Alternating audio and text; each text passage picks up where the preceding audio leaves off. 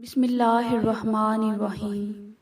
ایش voice کے تمام سامعین کو خلوص اور پیار بھرا سلام۔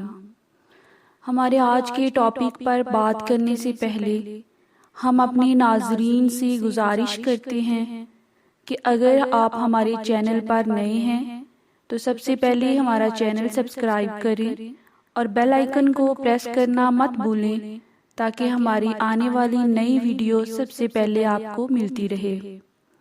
آج کا ٹاپک ہے سچی توبہ کرنے والے گناہگار کا واقعہ۔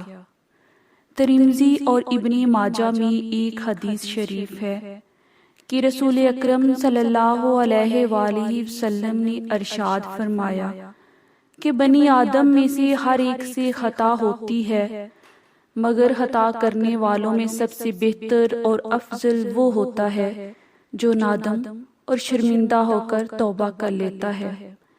ایک دوسری حدیث شریف میں حضور اکرم صلی اللہ علیہ وآلہ وسلم کا ارشاد ہے کہ اللہ کے یہاں گناہوں سے توبہ کرنے والوں کا حال ایسا ہے جیسا کہ انہوں نے کبھی گناہ ہی نہیں کیا ہے۔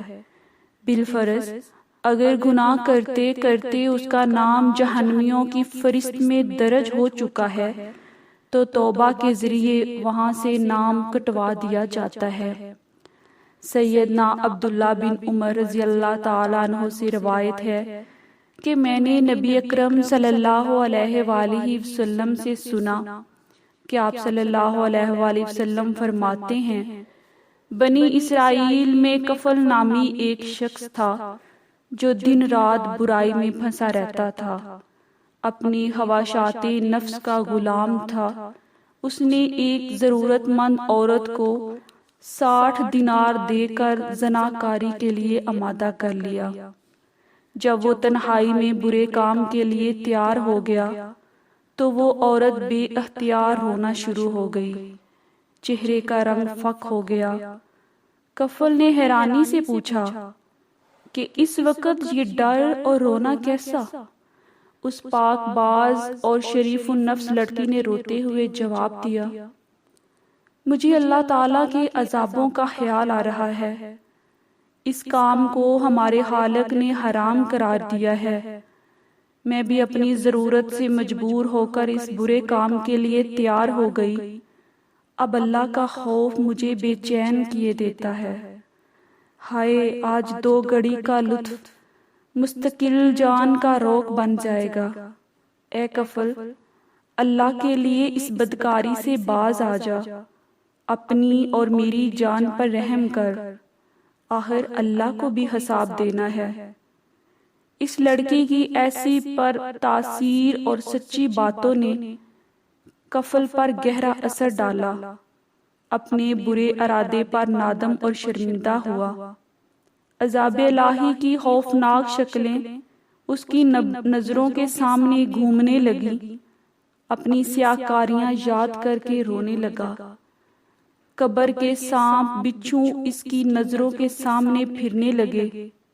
اپنے دل میں سوچنے لگا کہ مجھے تو اللہ کے عذاب سے بہت زیادہ ڈرنا چاہیے، اس عورت نے ابھی گناہ کیا نہیں اور یہ اس طرح جہنم کے خوف سے کانپ رہی ہے، جبکہ میری تو ساری عمر ہی ایسے برے کاموں سے بری ہوئی ہے۔ چنانچہ وہ کہنے لگا، اے نیک عورت، گواہ رہ، آج میں تیرے سامنے سچے دل سے توبہ کرتا ہوں کہ آئندہ اپنے رب کی ناراضگی کا کوئی کام نہ کروں گا، اللہ کی نافرمانی کا تصور بھی دل میں نہ لاؤں گا۔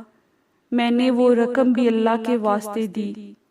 اس کے بعد اللہ کے حضور توبہ استغفار کی، یا الہی میرے گناہوں سے درگزر فرما، میری خطائیں معاف کر دے، مجھے اپنے دامن عفو میں چھپا لے، مجھے جہنم کے عذاب سے نجات دے۔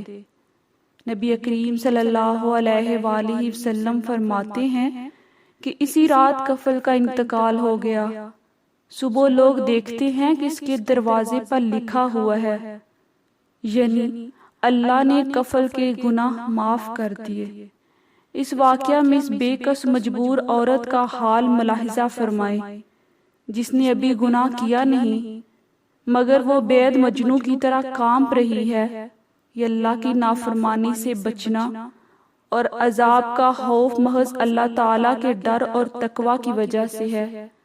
ارشاد ربانی ہے، اور وہ جو اللہ سے ڈرتا ہے اللہ اس کے لیے مشکلات سے نکلنے کی راہ پیدا کرتا ہے۔